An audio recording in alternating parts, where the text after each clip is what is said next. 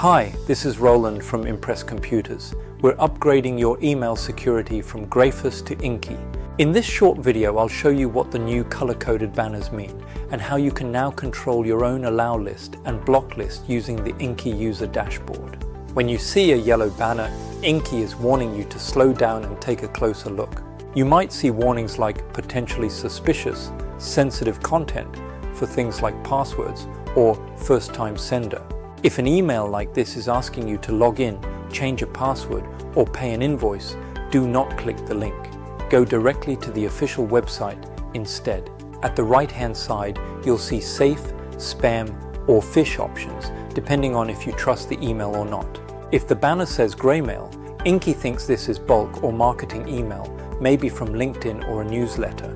You can mark it not Graymail if you want it, spam if you don't, or Phish if it's a scam.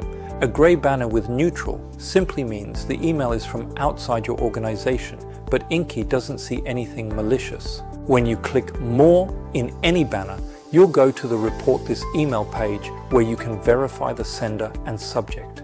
At the very bottom, click the link that says Visit the User Dashboard to manage your personal settings. The User Dashboard gives you control. You can view your summary and check if Graymail protection is enabled. Use the allow list for trusted senders and the block list to stop persistent spammers without waiting for IT. To recap, slow down for yellow banners, gray means external, and use your dashboard to manage your own lists.